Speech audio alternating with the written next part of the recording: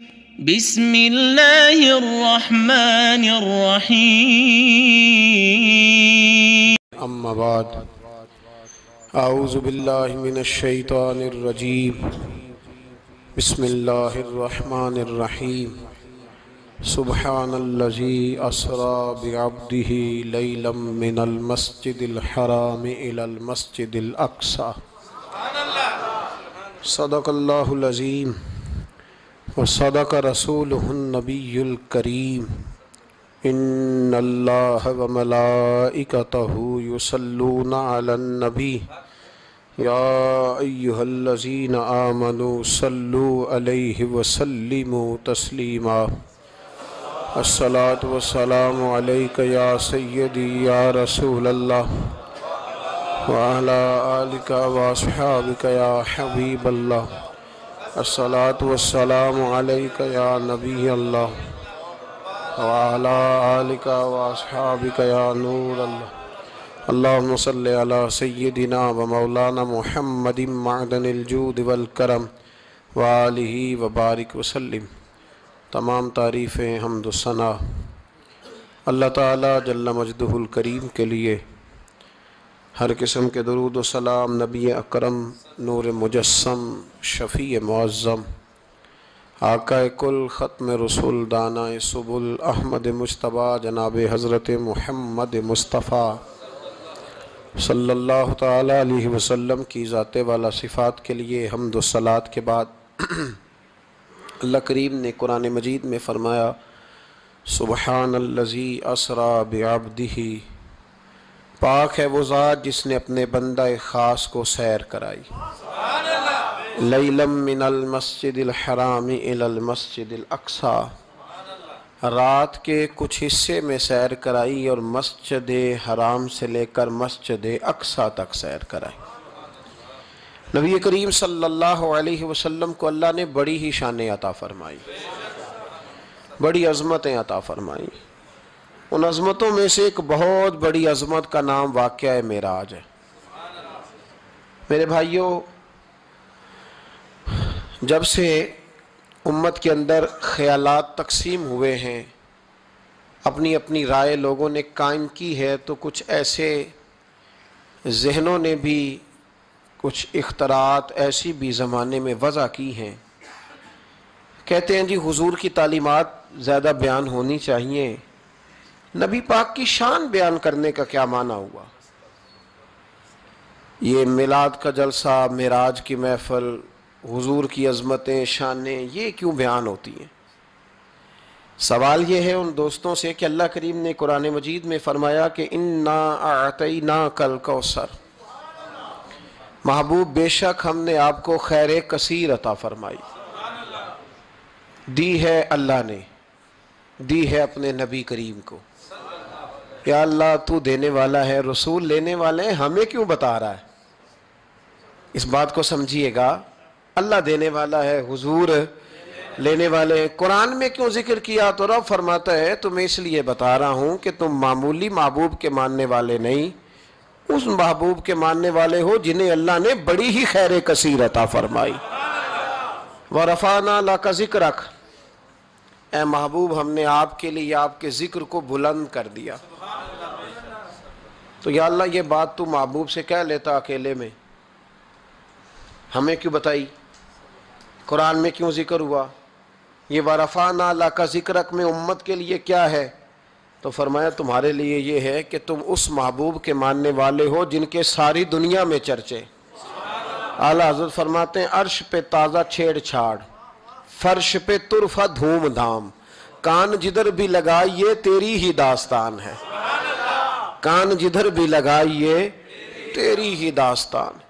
تو نبی کریم علیہ السلام کی عظمتوں کا بیان، حضور کی شانوں کا بیان، نبی پاک کے تذکرے، وہ اس لیے ہیں تاکہ امت مسلمہ سر اٹھا کے جیے اور وہ لوگوں کو بتائیے۔ ہمارے حکمران کئی دفعہ جب پاکستان کا اور یورپ کا موازنہ کر رہے ہوتے ہیں تو مجھے یوں لگتا ہے کہ جیسے بڑے شرمندہ ہیں پاکستان میں پیدا ہو کے، بڑے پریشان ہیں، ان کو بڑی تکلیف ہے۔ کاش یہ موازنہ اس طرح کرتے کہ وہ یورپ والے عیسائی اور یہودی ہیں، اللہ تعالیٰ نے ہمیں محبوب کریم کی امت میں پیدا فرمایا۔ تو پھر ان کا معیار اور ہوتا بات کرنے کا، پھر ان کے لفظوں میں وہ کمزوری نہ ہوتی۔ دیکھو نا پاکستان میں کتنے حملے ہوئے، کتنے زیادہ مسجدوں میں بم پھٹے، کبھی کو حکمران آیا کہ آؤ مل کے جمعہ پڑھتے ہیں؟ لیکن نیوزی لینڈ کی وزیر اعظم نے یہ کام کر کے کمال نہیں کر دیا؟ ہمارے تو ابھی تک وہ سائیوال کے یتیم بچوں سے ملنے کوئی حکمران نہیں گیا، کوئی نہیں گیا، اس لیے کہ یہ قوم تو ایسی ہے، ہمیشہ لائنوں میں لگ کے ووٹ دیتی ہے۔ ان کا کیا ہے؟ انہوں نے کل پھر گاڑیوں کے پیچھے اسی طرح بھاگنا ہے، جیبوں سے سٹیکر بنوانے ہیں، اشتہار چھپوانے ہیں۔ یہ تو مطلب بھیڑ بکریاں دو چار مر جائیں تو کیا حرج ہے؟ یہ ہمارا سٹیٹس ہے، ہمارا۔ ان کا کیا ہے؟ ان کو تو پتہ ہے کہ ان کو کیسے یوز کرنا ہے۔ میں نے اس وقت بھی کہا تھا اور آج بھی کہتا ہوں، نمبر پلیٹ بدلنے سے گاڑیاں نئی نہیں ہوتی۔ گاڑی بدلے تو پھر اس کا نظام بدلتا ہے، بدلنا ہے تو اس کا انجن بدلو، نمبر پلیٹیں نہ بدلو۔ یہاں نمبر پلیٹیں بدل کے وہی گاڑیاں دوبارہ روڈ پہ چھوڑ دی جاتی ہیں۔ نہ ادھر ادھر کی تو بات کر، یہ بتا کہ قافلہ کیوں لٹا؟ مجھے رہزنوں سے غرض نہیں، تیری رہبری کا سوال ہے۔ تو یہاں تو تباہی اتر رہی ہے۔ اللہ تعالیٰ سمجھنے کی توفیق عطا فرمائے، اللہ ہمارے حال پر رحمت کی نظر فرمائے۔ تو یہ شرمندہ ہو کے جو لوگ باتیں کرتے ہیں نا، معاذ اللہ کمزوری دکھاتے ہیں، یہ اس کمزوری کو دور کرنے کا بہترین علاج یہ ہے کہ ہر گلی میں، ہر کوچے میں، ہر نگر میں میرے مصطفیٰ کی عظمتیں بیان کی جائے۔ اور جہاں تک ان لوگوں کا تعلق ہے بیچارے جو کہتے ہیں واقعہ معراج سمجھ میں نہیں آتا، تو ان کو میں پوچھتا ہوں کہ تمہیں تو اپنا وجود بھی سمجھ میں نہیں آتا، کیسے سانس لیتے ہو؟ معدے کا کون سا نظام ہے؟ نظام انہضام کیا ہے؟ جگر کہاں ہے؟ تمہارے وجود میں اللہ تبارک و تعالی نے جو چیزیں پیدا کی ہیں تو آج تک اپنے آپ کو نہیں سمجھ سکا، تو رب رسول کے معاملات کو سمجھنے چلا ہے۔ اپنی چھوٹی سی عقل کو اتنا پریشان نہ کر ورنہ تو الجھ جائے گا۔ کہتے ہیں جی سمجھ میں نہیں آتا، جی کیسے گئے، کس طرح گئے، کیوں کر کے گئے؟ تو نبی پاک نے تو کہا ہی نہیں میں گیا ہوں، حضور نے تو بعد میں کہا ہے میں گیا ہوں، پہلے تو رب فرماتا ہے سبحان اللذی، جو لے کے گیا ہے وہ ہر عیب سے، ہر نقص سے پاک ہے، وہ جو بھی بیان کرتا ہے حق اور سچی بیان کرتا ہے۔ ایک زمانے تک یہ جو دہریے قسم کے لوگ تھے نا، عقل کے پجاری، ایک زمانے تک یہ کہا کرتے تھے کہ حضرت سلیمان علیہ السلام کا تخت ہوا میں کیسے اڑتا تھا؟ 80 من اس کا وزن تھا تو وہ ہوا میں کیسے اڑتا تھا جی؟ کچھ لوگ اس پہ بیٹھے ہوتے تھے پھر بھی وہ ہوا میں اڑتا تھا۔ ہمارے اس زمانے کے علماء اس کا جواب دیتے تھے، وہ تخت جی ہوا میں کیسے اڑتا تھا؟ بڑا اعتراض ہوتا تھا، بڑی اس پر باتیں ہوتی تھیں۔ اب نہیں آپ سنتے ہوں گے کوئی بات، کیوں بھلا؟ اب ہر روز جہاز اڑتا ہے اور اس تخت سے زیادہ وزن لے کے اڑتا ہے۔ 500 550 سواری ہوتی ہے، ہر سواری کا 2 من وزن بھی ہوتا ہے۔ اور جب پائلٹ اعلان کرتا ہے نا کیبن سے کہ ہم 38,500 فٹ کی بلندی پہ جا رہے ہیں، تو کوئی شخص اعتراض نہیں کرتا۔ اب چھوڑ گئے حضرت سلیمان کے تخت پر اعتراض کرنا، اس لیے کہ سارے اوڑ کے آتے جاتے ہیں۔ اب ذرا ٹھہر گئے ہیں، اب یہ ٹینشن ختم ہو گئی کہ حضرت سلیمان کا تخت کیسے اٹھتا تھا۔ پھر ایک نیا اعتراض شروع ہو گیا، الم تر کیف فعل ربک باصحاب الفیل، کہ اتنا چھوٹا سا کنکر اور اتنا چھوٹا سا ابابیل اور اتنے بڑے ہاتھی کو کنکر مارے تو اتنے سے کنکر سے ہاتھی کیسے مر جاتا ہے؟ بڑی پریشانی تھی بھئی، کنکر چھوٹا ہاتھی بڑا کیسے مر گیا؟ پھر اللہ نے فضل کیا تو بندوق کی گولی ایجاد ہو گئی، کہنے لگے نہیں پریشر سے لگے تو ہاتھی ماری جاتا ہے۔ اب اس کے بعد دوبارہ اس بات پر اعتراض نہیں کرتے۔ پہلے کہتے تھے کہ انسان کیسے جاتا ہے، کیوں کر جا سکتا ہے، ممکن کیسے ہے، یہ مطلب کیسے ہو گیا، معراج کیسے ہوئی؟ تو پھر ایک بندہ چاند سے تو ہو آیا ہے، اور جس نے وہ بندہ چاند پہ اتارا ہے اس نے کہا ہے کہ یہ آخری منزل نہیں، اس سے آگے بھی انسان جا سکتا ہے۔ تو میرے مصطفیٰ کریم نے فرمایا تم تو اب جانے کی باتیں کرتے ہو نا، جہاں تک میں ہو آیا ہوں تم سوچ بھی نہیں سکتے۔ کوئی رہ فلک اتے یار گیا، کوئی جا سدراتے ہار گیا، ایک کالیاں زلفاں والا سی جڑا لنگ عرشاں تو بھی پار گیا۔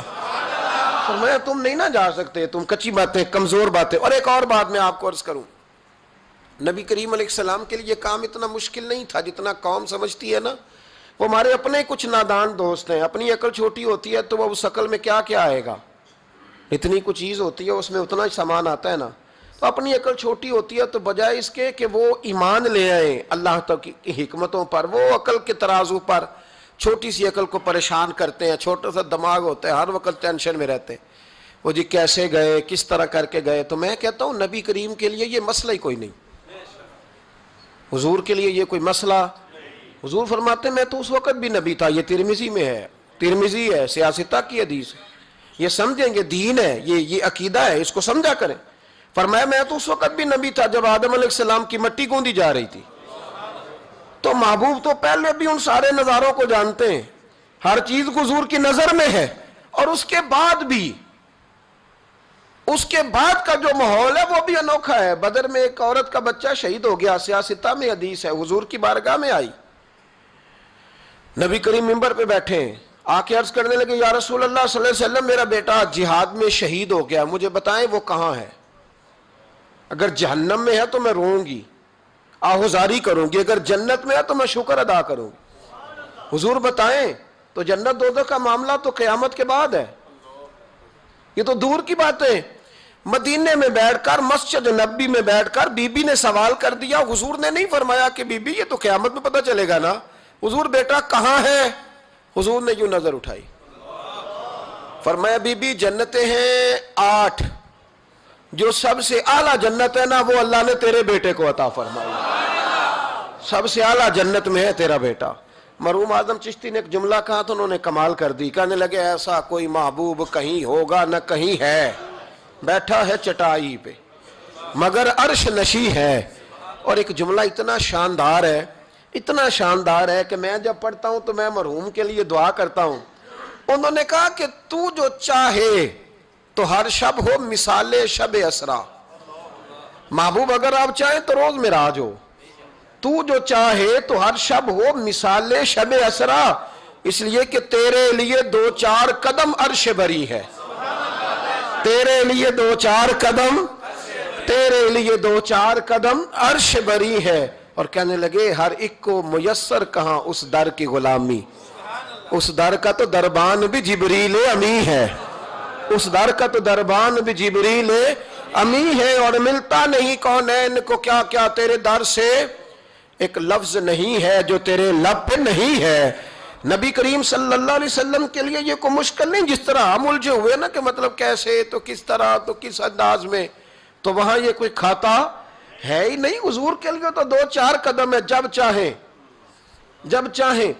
وہ ایک صاحب تھے مجھے کہنے لگے کہ وہ جی حضور تو گئے تھے، حضرت جبریل لے کے تھے پروں پہ بٹھا کے، پہلے براق پہ گئے تھے، پھر حضرت جبریل کے پروں پہ، پھر رف پہ. ویسے تو نہیں نا بشر جا سکتا. تو میں نے کہا چلو مہربانی کرو تم بھی کسی دن براق پہ بیٹھ کے چکر لگا جاؤ، کوئی کوشش کرو نا یار، کسی جگہ پہ ٹھہرو تو صحیح. عجیب فلسفہ کہتے حضور.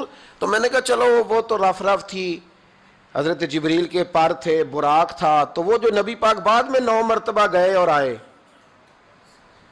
حضور 50 نمازیں لائے نا، تو حضرت موسیٰ نے کہا کہ محبوب نہیں پڑھی جائیں گی، تو حضور گئے، 5 کی معافی ہوئی، پھر آئے. تو حضرت موسیٰ نے کہا کہ محبوب نہیں، یہ نہیں ہوگا. یہ بھی نبی پاک کی فرما برداری ہے اللہ کی بارگاہ میں. حضور نہیں کہتے ٹھیک ہے یا اللہ تو 50 کہتا ہے تو 50 ہی قبول ہے. حضرت موسیٰ نے کہا محبوب نہیں، آپ کہیں، آپ کہیں.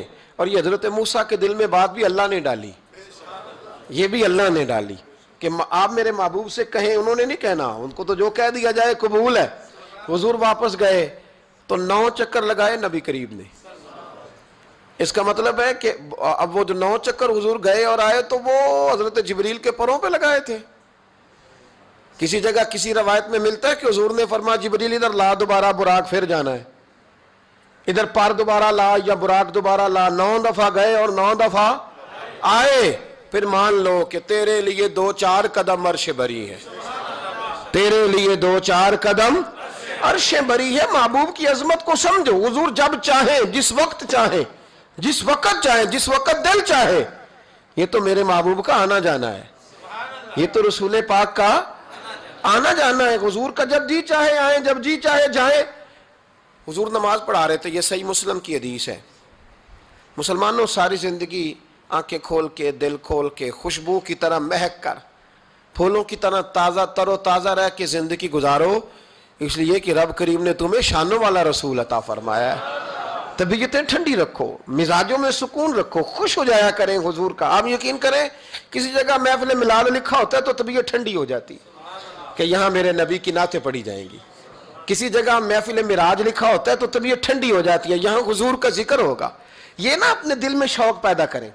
جو لوگ کہتے ہیں نا بڑے دکھ ہیں، تو وہ حضور کی نعت سن کے راضی ہونا سیکھیں، اللہ انہیں سکھ عطا فرمائے گا۔ جو کہتے ہیں بڑے پریشان رہتے ہیں، تو وہ حضور کے درود و سلام سے راضی ہونا سیکھیں، اللہ سکون عطا فرمائے گا۔ سنگیو یاد رکھو، جو کہتے ہیں کہ دل بے قرار رہتا ہے، اپنے دل کو حضور کی تعریف سے جوڑ لے، رب تیرے دل کو سکون عطا فرمائے گا۔ خوش ہونا سیکھیں حضور کا نام سن کے، ٹھنڈا ہونا سیکھیں، طبیعتوں کو کلیجوں کو ٹھنڈا کرنا سیکھیں، اللہ راحت عطا فرمائے گا۔ لیکن اگر بحث ہی بحث کرنی ہے تو کیسے جی، کس طرح جی، کس حال میں؟ میں بڑی تنقید کرتا ہوں پیسے لینے والوں، طے کرنے والوں پر، کئی دفعہ تکلیف بھی بڑی ہوتی ہے۔ ایک بندہ بڑی پیاری نعت پڑھ رہا تھا، بڑی پیاری، میں بھی سٹیج پہ موجود تھا، تو ایک صاحب سے میں نے کہا کہ یار آج تو مزہ آ گیا، کلام سننے کا لطف آ گیا۔ تو کہنے لگا اس نے 40,000 بھی لیا ہم سے۔ تو میں نے کہا یار ٹھیک ہے، اگر اس نے لے ہی لیا ہے نا تو تمہیں بحث کرنے کی کیا ضرورت ہے؟ جتنی اچھی وہ نعت پڑھ رہا ہے نا، میرے خیال میں 40,000 بھی تھوڑا ہے، اس کو زیادہ دینے چاہیے تھے۔ اور اگر اس نے لے لیے، اب دے دیے، تو اب بحث کرنے کی کیا ضرورت ہے؟ اب تو مزہ لینا چاہیے کہ میرے نبی کا ذکر کر رہا ہے۔ وہ جو لے دے رہا ہے وہ اللہ اس سے حساب لے لے گا نا خود ہی قیامت میں۔ یہ ہم بھی شکوہ کرتے ہیں، سمجھانے کی کوشش کرتے ہیں، لیکن ان شکووں میں آ کے ہم نے نعت تو نہیں نہ چھوڑ دینی، حضور کا ذکر تو نہیں نہ چھوڑ دینا۔ اب اس کے نیچے آ کے وہ اپنا ذائقہ لینا، تو میں نے پہلے بھی آپ کو بتایا تھا، پھر بتاتا ہوں۔ میں مسجد نبوی شریف میں نا سلام کرنے کے لیے حاضر ہوا۔ اب تو میرے جیسے بندوں کو نقاب کر کے جانا پڑتا ہے نا، اس وقت ذرا جلدی چلے جایا کرتے تھے، موقع مل جاتا تھا۔ تو میں نا بابو سلام سے داخل ہوا تو ایک بابا جی بڑے سادے سے، پگڑی بھی سادی، طبیعت بھی سادی، تو اپنی موج میں وہ جا رہے ہیں۔ مواجہ شریف پہ حاضر ہوئے تو اس نے کہا چل حاجی نکل، دھکے دیتے ہیں نا، ان کی موج ہے، وہ دھکے دے رہے، تو بابا بڑا راضی ہے، یعنی طبیعت بتاتی ہے جس نے راضی رہنا ہوتا ہے، جس کا دل کرتا ہے راضی رہنے کو، اللہ توفیق بھی دے ہی دیتا ہے۔ اور کچھ بیچارے دنیا میں آئی پریشان رہنے کے لیے، ان کا پروگرام ہی نہیں خوش ہونے کا، اللہ ماشاءاللہ، ان کو بڑی ٹینشن ہوتی ہے، ادھر سے بھی ٹینشن، ادھر سے بھی ٹینشن، کوئی ہنس کے ملا تب بھی ٹینشن، نہ ہنس کے ملا تب بھی ٹینشن، پریشان ہی رہتے ہیں، مزاج بن جاتا ہے۔ بابا جی بڑے فریش تھے، بڑی طبیعت ٹھنڈی، اس نے دھکے دیے، کہا چل حاجی اللہ۔ تو بابا پتہ کیا کہتے تیری خیر ہوئے پہرے دارا، اے روزے دی جالی چوم لین دے۔ تو وہ کہتے چل نکل، کہتا تیری خیر ہوئے پہرے دارا، روزے دی جالی چوم لیں۔ میں نے اس بابا جی سے بڑی تربیت لی، میں جب بھی ان کو یاد کرتا ہوں میرا دل بڑا ٹھنڈا ہوتا ہے۔ وہ پھر اس نے تیسرا دھکا دیا، چل نکل، پاپا پھر کہتا تیری خیر ہوئے پہرے دارا، روزے دی جالی۔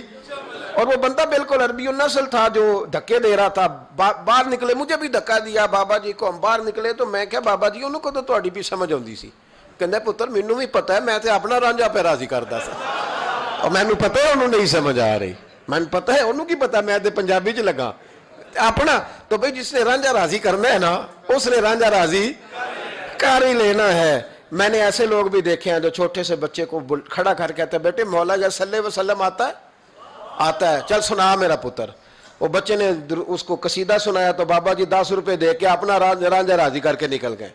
جس نے اعتراض کرنا ہے وہ سارا دن اسی چکر میں پڑا ہوا ہے، انہیں 50 لیا ہے، اے 40 لیں دینا۔ او بھئی تو جو لیتا ہے نا تو اس کو جان چھوڑ، تو یہ دیکھ کے تیرے محبوب کا ذکر کرتا ہے نا، تو رسول اللہ کی بات سن۔ اب سننا تو انہی سے ہے نا، ہم دعا کرتے ہیں اللہ انہیں بھی توفیق ہدایت عطا کرے، یہ پیسے لینے والے سیانے ہو جائیں، اور سارے لیتے بھی نہیں، تو ان سے سن لیا کر جو نہیں لیتے، سن تو صحیح نا، اپنا رنجا تو راضی کرنا، شوق تو بیدار کر، طبیعت میں ٹھنڈک تو پیدا کر۔ میرے رسول کریم علیہ السلام کی جو شانیں ہیں، حضور کی جو رفعتیں ہیں، نبی پاک کی جو بلندیاں ہیں، رسول پاک کی جو حضور کو اللہ نے اکرام دیا ہے، وہ گلاب کی طرح طبیعت کو مہکا دیتا ہے۔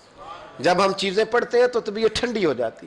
ہمارے حضرت صاحب کا طریقہ تھا، کوئی حضور کی شان والی روایت پڑھتے نا تو رات کو کتاب پہ نشانی لگا لیتے، اور صبح نا وہ کتاب پکڑی ہوتی تو وہ کہتے ادھر آ بھائی یہ دیکھ کیا لکھا ہے قاضی یار صاحب نے، یہ دیکھو کیا لکھا ہے کہ نبی کریم علیہ السلام نے فرمایا اللہ تعالیٰ قیامت کے دن میری سفارش پر نا 70,000 امتیوں کو بغیر حساب کتاب ہی جنت میں داخل کر دے۔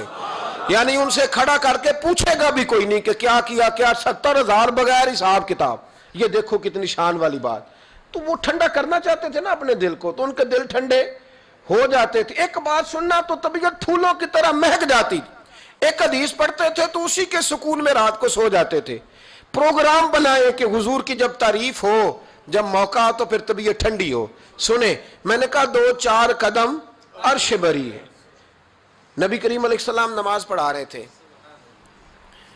ظہر کی نماز تھی، عصر کی نماز تھی. صحیح مسلم میں موجود ہے. حضرت ابو ہریرہ فرماتے ہیں نماز پڑھاتے پڑھاتے نبی پاک نے قدم آگے کیا. نماز پڑھاتے پڑھاتے قدم آگے کیا اور یوں ہاتھ اٹھایا، پھر واپس کر لیا. اب نماز پڑھ کے نا تو سلام پھیرا تو صحابہ عرض کرنے لگے یا رسول اللہ صلی اللہ علیہ وسلم وہ نماز میں پیر بھی آگے کیا تو ہاتھ بھی اٹھایا، تو وجہ کیا تھی؟ اب پہلا سوال تو یہ ہے کہ آپ لوگ نماز پڑھ رہے تھے یا حضور کو دیکھ رہے تھے؟ تو صحابہ تو پہلے ہی بتاتے ہیں کہ بھئی ہم تو پہلی صف میں نماز اس لیے پڑھتے تھے کہ نماز بھی ہوتی رہتی تھی اور چپ کے محبوب کی دید بھی ہوتی رہتی تھی. حضور سے پوچھا یا رسول اللہ وہ نماز پڑھتے پڑھتے قدم آگے بڑھایا آپ نے تو پھر پیچھے کر لیا، کیا تھا؟ اور ہاتھ اٹھایا تو پھر آپ نے نیچے کر لیا. تو نبی کریم فرمانے لگے نماز پڑھاتے پڑھاتے جب میں نے کہا نا سمی اللہ لمن حمیدہ، اچانک میری نظر اٹھی تو جنت میں چلی گئی. نظر اٹھی تو جنت میں، تیرے لیے 2-4 قدم عرش بری ہے. تو محبوب فرماتے ہیں جب میری اوپر نظر گئی نا تو میں نے دیکھا کہ انگوروں کا ایک خوشہ لٹک رہا ہے جنت میں. تو میں نے ہاتھ بڑھایا کہ توڑ لوں. حضور کھڑے ہیں مسجد نبوی میں اور فرماتے ہیں کہ میں یہاں کھڑے ہو کے ہاتھ اونچا کروں تو میرا جنت تک پہنچ جاتا ہے. فرمایا میرا ارادہ ہوا کہ وہ خوشہ جنت کا توڑ لوں، اور ذرا میں نے پیر آگے بڑھایا ہی تھا تو میرے دل میں خیال آیا کہ جنت راز ہے تو راز ہی رہنی چاہیے. یہ راز کھول گیا تو مزہ نہیں آئے گا. تو میں نے پھر وہ ہاتھ واپس کر لیا. صحابہ کہتے ہیں جب نبی کریم نے یہ بیان کیا تو ہمارے چہرے نہ تجسس سے کھیل اٹھے. تجسس سے ہم کوئی بات اور بھی سننا چاہتے تھے. تو محبوب فرمانے لگے اگر میں وہ خوشہ توڑ کے لے آتا اور تمہیں دے دیتا تم قیامت تک بھی کھاتے رہتے تو تم سے ختم نہیں ہونا تھا.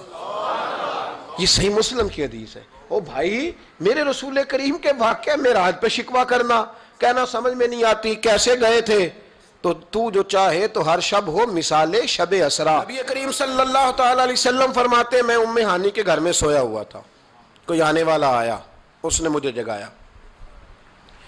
اور جو لفظ ہیں حدیث میں بڑے شاندار ہیں. محبوب فرمانے لگے جبریل امین کہنے لگے یا رسول اللہ چلیے رب آپ کی ملاقات کا شوق رکھتا ہے.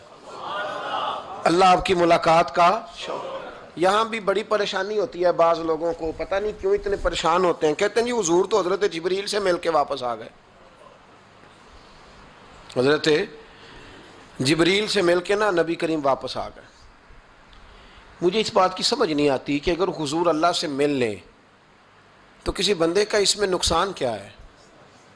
کیا مطلب ٹینشن کس بات کی ہے؟ اتنی پریشانی، اتنی موٹی کتابیں لکھ دی کہ نبی پاک نے اللہ کو نہیں دیکھا، حضرت جبریل سے ملاقات کر کے حضور واپس آ گئے. یعنی میں سمجھنا چاہتا ہوں، میری سمجھ میں آیا نہیں، میں نے بڑی عقل دوڑائی ہے کہ اگر حضور اللہ کو مل لیں، ملاقات ہو جائے.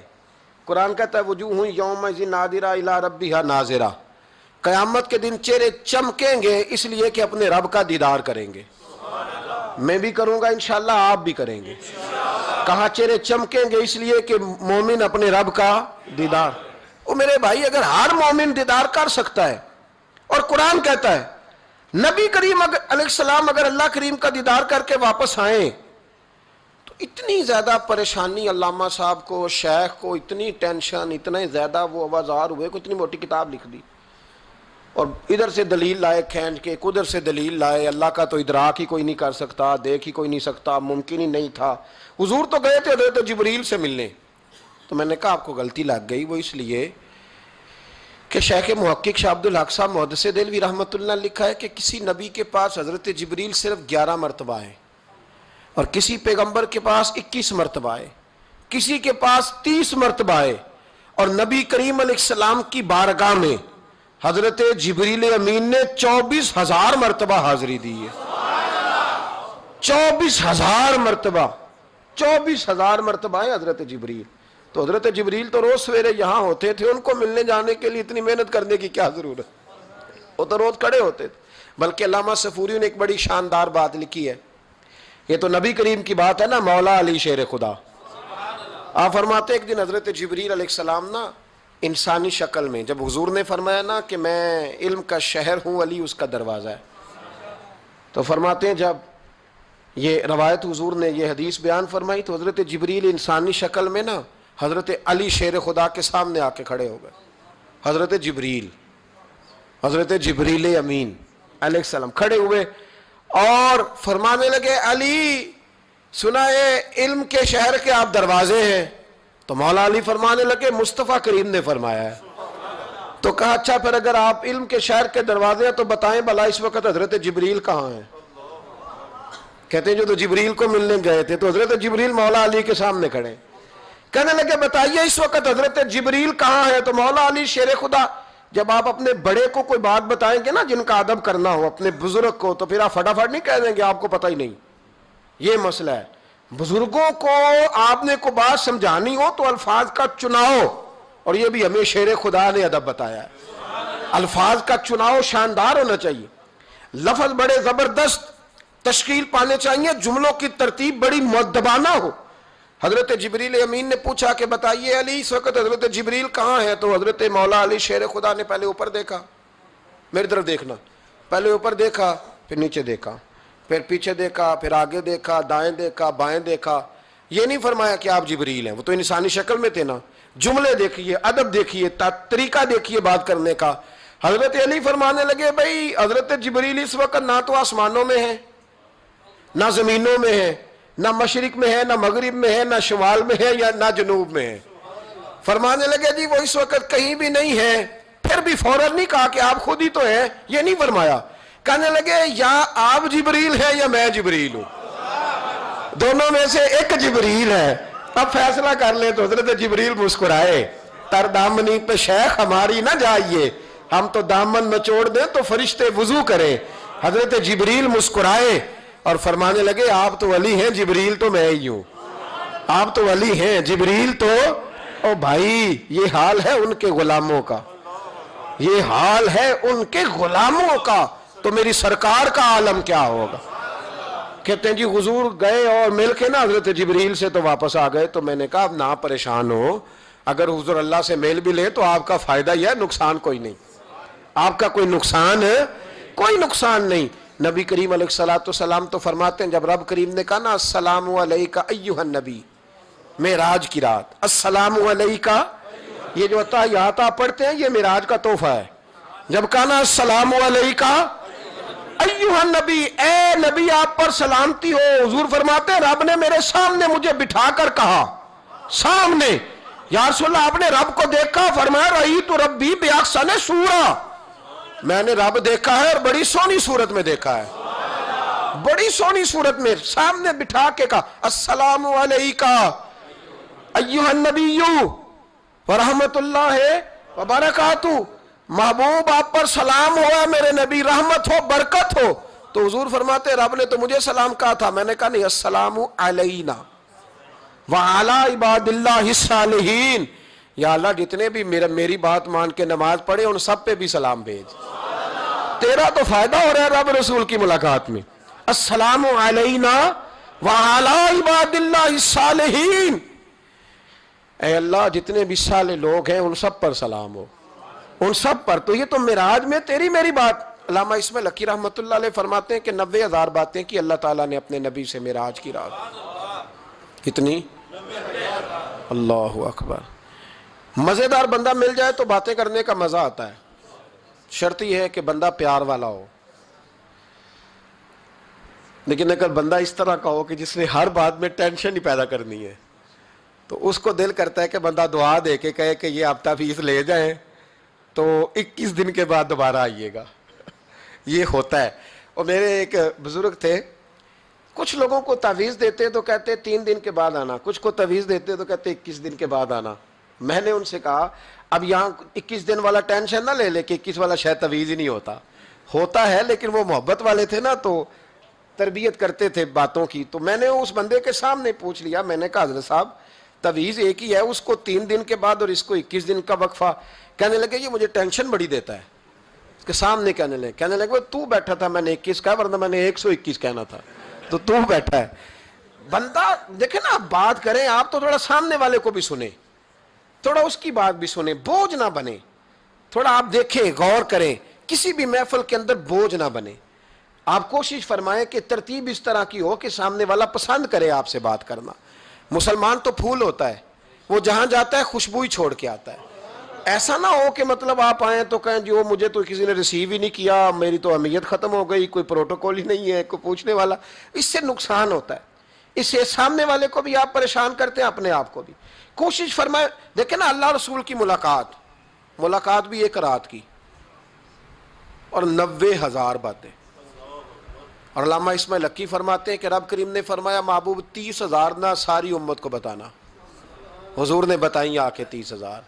اس میں نماز بھی ہے، اتحیات بھی ہے، حضرت بلال حبشی کا مقام بھی ہے. نبی کریم نے یہ بھی فرمایا کہ میں نا معراج کی رات محل بھی دیکھ آیا ہوں، اس پر عمر بن خطاب کا نام بھی لکھا ہوا تھا. 30,000 باتیں حضور نے آ کر بیان فرمائیں اور کہا محبوب 30,000 باتیں نا خاص لوگوں کو بتانی، خاص کو. ہر بندے کا ہاضمہ درست نہیں ہوتا. وہی سالن کھا کے کچھ کہتے ہیں بڑا مزہ آیا، کچھ کہتے ہیں ساری رات نیند ہی نہیں آئی. حالانکہ معاملہ ہوتا ہے ہاضمے کا. ہر آدمی درست ہاضمہ نہیں رکھتا تو لوگ ہاضمہ صحیح کرانے کی بجائے سامنے والے کی ہانڈی صحیح کراتے رہتے ہیں. اس کو کہتے رہتے ہیں کہ تو لہسن زیادہ ڈالا کر. او بھائی تو اپنے ہاضمے پہ تھوڑی محنت کر، صبح واک کیا کر، دہی شہی کھایا کر، پھر بھی نہ ٹھیک ہو تو صبح شامی سب گول استعمال کیا کر، اس کے چھلکے سے فائدہ لے. کہ سارا اعتراض سامنے والے کی ہنڈیا پہ ہی ہے. نبی کریم صلی اللہ علیہ، یہ جو ہاضمہ خراب ہو جاتا ہے پھر بندہ ٹینشن لیتا ہے، کہتا ہے نہیں جبریل سے ملے تھے، اللہ کا دیدار ہی نہیں کیا، وہ تو بس خواب کا معاملہ تھا، خواب میں گئے تھے. خواب میں بھائی میں آپ سے کہتا ہوں کہ میں نے رات کو خواب دیکھی ہے پاکستان کا صدر بن گیا، تو آپ کو کوئی پریشانی ہے؟ کیونکہ خواب میں امریکہ کا بھی بن جاؤں تو آپ کو کیا ٹینشن ہے؟ خواب جو ہوئی. حضور اگر فرماتے میں خواب میں گیا ہوں تو کسی کافر کو کوئی پریشانی ہوتی تھی؟ کیوں کچی باتیں کرتے ہو؟ خواب والی بات ہی کوئی نہیں. اور کہاں قرآن پاک میں آیا کہ خواب میں سیر کرائی؟ سبحان الذی اسریٰ بعبدہ، بندہ خاص کو سیر کرائی. کچھ پنجابی کے لوگ اتنی شاندار باتیں کرتے ہیں کہ مضمون سمیٹ دیتے ہیں. ایک درویش نے کہا تھا سی معراج ایک راز، سی معراج فاوحیٰ الی عبدہ ما ہوا. ہم نے اپنے بندہ خاص سے باتیں کی جو بھی کی. کہا سی معراج ایک راز محبتاں دا نہیں سی ہر ایک دی سمجھ وچ آਉਣ والا. کچھ کہندے نے بند دروازے سن، گیا کیویں سی عرش تے جان والا، تے ابر دخل کیے تھے عقل دا اے جانے جان والا یا لے جان والا. تو اتنا کیوں پریشان ہے؟ جانے جان والا یا اللہ کہتا ہے میں لے گیا، حضور کہتے ہیں میں گیا. یہ نیچے بیٹھ کے فیصلے کر رہا ہے، نہیں جبریل سے ملے تھے، نہیں وہ تو بس یہ اللہ کی تو ملاقات ہی نہیں، وہ تو خواب میں گئے تھے. تجھے بڑی پریشانی ہے، تیری پریشانی کچھ سمجھ میں نہیں آتی. بلا وجہ یہ کچھ لبرل قسم کے لوگ ہر بات کو عقل کے ترازو میں تولتے ہیں. میرے رسول کریم علیہ الصلوۃ والسلام تشریف لے گئے اور میرے بزرگوں نے ایک بات کی ہے جو بڑی شاندار ہے.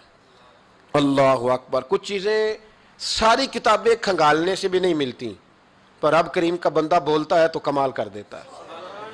وہ اصل میں کتاب و سنت کا نچوڑ ہی بیان کرتے ہیں پر کمال کر دیتے ہیں. کمال. کرسی پر، وزیر اعظم کی کرسی پر بیٹھنا اتنا مشکل نہیں جتنا کرسی چھوڑنا مشکل ہے. جو آج کے جو جب وزیر اعظم بنا ڈکٹیٹر بھی بنے تو انہوں نے بعد میں سیاسی پارٹیاں بنا لی کہ شاید دوبارہ کچھ عقل چل ہی جائے. مصر میں ایک ایسا وقت گزرا ہے کہ جس کو بادشاہ بناتے تھے جب اس کی مدت ختم ہوتی تھی نا اس کو قتل کر دیتے تھے. بھائی مارتے کیوں؟ وہ کہتے یہ سازش کرے گا دوبارہ بننے کے لیے. یہ ایسا لطف ہے کہ یہ جاتا نہیں. وہ میرے بھائی اوپر جانا کمال نہیں ہوتا، اوپر جا کے اس لیول پر بیٹھ کر غریبوں مسکینوں یتیموں پر توجہ رکھنا، اپنے ماحول کو نہ بدلنا. یقین کریں دنیا میں ایسے بہت سارے وقت آتے ہیں کہ انسان بڑا اونچا اڑ سکتا ہے، بڑے اسے پھر منصب بدلتے ہیں، جگہ بدلتی ہیں، آفریں ہوتی ہیں، وہ جہاں مرضی جا سکتا ہے، لیکن اپنے آپ کو کھڑا رکھنا ایک مشکل مقام ہوتا ہے. او بھائی پرانا سجن مل جائے تو لوگ، وہ کلاس فیلو جو کبھی پڑھا کرتا تھا تو لوگ کہتے ہیں ساڑھے پنڈ رہندا سی، وہ دوستی وہ گوارا کرنا پسند نہیں کرتے. قربان جاؤں مدینے کے چاند پہ. انسان بھول جاتا ہے، اب یقین کریں بھول جاتا ہے، جب وہ کھڑا ہوتا ہے نا بارسلونا کے ایئرپورٹ پہ، اور جب وہاں اس کا انٹرویو لیا جاتا ہے، جیو والے وہاں پہنچتے ہیں، مانچسٹر کے اڈے پر جب وہاں ایکسپریس نیوز پہنچ کے پوچھتی ہے کہ آپ کو کیسا لگا یہ دورہ، وہ کہتا ہو میں پتہ نہیں کون سی ہستی ہو گیا ہوں۔ پھر لوگ بات کرتے ہیں تو جملوں میں یوں لگتا ہے کہ تکبر چھلکتا ہے۔ بڑا مشکل ہے اونچا اڑنے کے بعد غریبوں کو مسکینوں کو یاد رکھنا۔ اور حضور تو اس جگہ گئے تھے جہاں ایک تجلی دے کر حضرت موسیٰ علیہ السلام جیسے پیغمبر بے ہوش ہو گئے۔ حضور فرماتے جب میں گیا تو ادھر بھی نور تھا، ادھر بھی نور تھا، آگے بھی نور تھا، پیچھے بھی نور تھا۔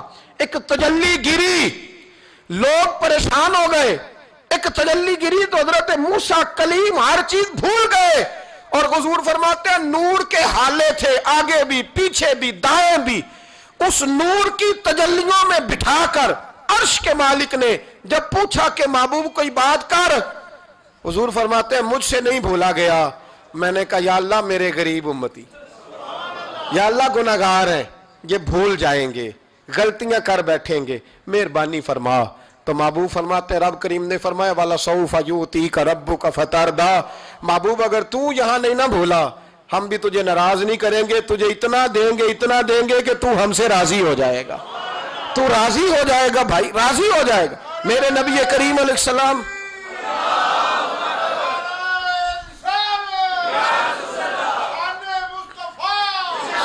ماشاءاللہ دیکھیں جی، بزرگ جب نعرہ لگاتے ہیں تو یوں لگتا ہے اللہ نے حضرت زلیخا کو جوانی عطا کر دی۔ یہ محبت ہے نا مصطفیٰ کریم کی، یہ جوش پیدا ہوتا ہے نا جی۔ یہ ہمارے آئی صاحب کی مسجد میں نا ایک درویش بابا جی تھے، نعرہ لگاتے تو اٹھ کے لگاتے، کھڑے ہو جاتے۔ تو میں نے ایک دن کہا چاچا جی ٹانگیں کامتی ہیں اب نہ اٹھا کریں، کہتے میں نو بہ کے مزہ ہی نہیں ہوندہ۔ یہ حسن ہے، بڑی بڑی ٹھنڈی بات ہوئی یارو، یہ جب پیدا ہوتا ہے تو پھر اللہ بڑا ہی نوازتا ہے۔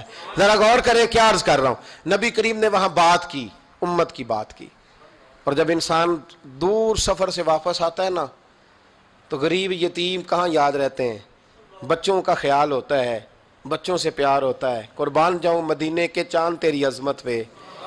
حضور نے فرمایا واپس تشریف لائے تو فرمایا بلال، پہلا جملہ بلال، حضور حکم ہو، فرمایا کیا عمل کرتے ہو؟ یا رسول اللہ کیا ہوا؟ فرمایا میں نے معراج کی رات جنت میں تمہارے قدموں کی آواز سنی ہے۔ یا رسول اللہ وہاں تو لوگ بھول جاتے ہیں، کہاں یاد رہتا؟ فرمایا میں نے سنا ہے، کیا کرتے ہو؟ عرض کی حضور کچھ بھی نہیں، میں کہاں اور جنت کہاں؟ حضور مجھے تو پتہ ہے نا میرا روپ بھی نہیں تے میرا رنگ بھی نہیں، میں نو یار منان دا ٹنگ بھی نہیں، مجھے تو پتہ ہے نا میں کیا ہوں، مجھے تو خبر ہے۔ حضور میں اور عمل، بلال اور جنت میں آواز۔ تو محبوب نے فرمایا میں نے سنی ہے، بتا۔ عرض کی یا رسول اللہ صلی اللہ علیہ وسلم آپ نے ایک دفعہ کہا تھا جب بھی وضو کرو 2 رکعتیں پڑھ لیا کرو۔ حضور میں نے کبھی نہیں چھوڑی۔ فرمایا بس پھر اسی وجہ سے یارو سمجھو اور غور کرو۔ میرے رسول، میرے اصحاب فرماتے ایک جملہ استاد جی کا کمال کر دی، فرمانے لگے نبی کریم کا جانا بھی بڑا ہی کمال ہے۔ حضور کا معراج پہ جانا، بول کے بتائیے، بلغ العلا بے، بڑا ہی کمال ہے، بلغ العلا بے کمال، یہ بڑا ہی کمال ہے۔ فرماتے ہیں لیکن غلاموں یاد رکھنا حضور کا جانا بھی بڑا ہی کمال ہے، پر واپس امت کے پاس آ جانا اس سے بڑا کمال ہے، اس سے بڑا کمال ہے۔ یعنی اتنی تجلیات دیکھ کے بھی واپس آنا، اونچا سٹیٹس کر کے تو لوگ پلٹتے ہی نہیں، واپس آنا۔ وہاں وہ 2 عالم کی رحمت تھے، جہاں چاہتے وہیں رہتے، یہ ان کی مہربانی ہے کہ یہ عالم پسند آیا، یا اللہ میں نے جانا ہے۔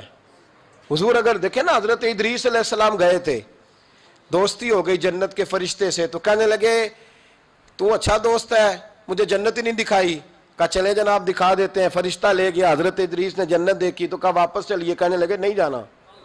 کہا وجہ؟ فرمایا رب فرماتا ہے جہاں آئے گا ہم فیہا خالدون، اسی میں رہے گا، تو یہیں رہنا ہے۔ تو کہا یا اللہ یہ تیرا بندہ تو آ کے کہتا ہے واپس ہی نہیں جانا۔ تو رب کریم نے فرمایا یہ آیا بھی میری توفیق سے تھا، اور اب جو کہہ رہا ہے وہ بھی میری توفیق، اسے رہنے دو۔ تو بھائی حضور نے تو جنت کا مالک دیکھا، جنت بنانے والا رب دیکھا، لیکن پھر بھی فرمایا کہ میں نے واپس، اس لیے کہ میں نہ گیا تو میرے بلال کا کیا بنے گا، میں نہ گیا تو ابو بکر رات کو کیسے سوئے گا، میں لوٹ کے نہ گیا تو عمر کے دن کیسے گزریں گے، فاطمہ وقت کیسے گزارے گی، کیسے حسن اور حسین رہیں گے؟ میں لوٹ کر واپس نہ گیا تو قیامت تک جو امتی گنبد خضرا پہ دکھ سنانے آئیں گے، ان کا کیا بنے گا؟ انہیں تسلی کون دے گا؟ کون گنبد کو دیکھ کے اپنی آنکھیں ٹھنڈی کرے گا؟ میں نے لوٹنا ہے۔ وہ دو عالم کی رحمت تھے، وہ جہاں چاہتے وہیں رہتے۔ یہ تو ان کی مہربانی ہے کہ یہ عالم پسند آیا۔ بلغ العلا بے کمال ہی، بلغ العلا بے کمال، کشف الدجا بے جمال، حسنت جمیع خصال ہی، کیونکہ صلو علیہ صلو علیہ یہ جو معراج کی رات آ رہی ہے نا، ساری رات نعتیں سن کے گزارنے کی کوشش کریں اور یہ مزہ لیں، دل ٹھنڈا کریں کہ ہم نے حضور علیہ السلام کی تعریف سننی ہے ساری رات۔ کوئی نہ کسی محفل میں جا سکے تو وہ ٹیپ ریکارڈر پہ سن لے، جہاں اسے موقع ملے وہ سنے، اور کوشش کریں رات اللہ اللہ کر کے گزرے، اور سویرے روزہ رکھنے کی کوشش کریں رجب شعبان میں۔ اور یہ کوئی مخصوص نہیں کہ 27ویں کا رکھنا ہے، جب دل کرے رکھیں۔ ممکن ہو سکے تو روزے رکھیں، اور یہ بھی ممکن ہو سکے میرے بھائی تو درود پاک زیادہ پڑھیں۔ اللہ تعالیٰ توفیق عطا فرمائے۔ آخر دعوانا الحمدللہ۔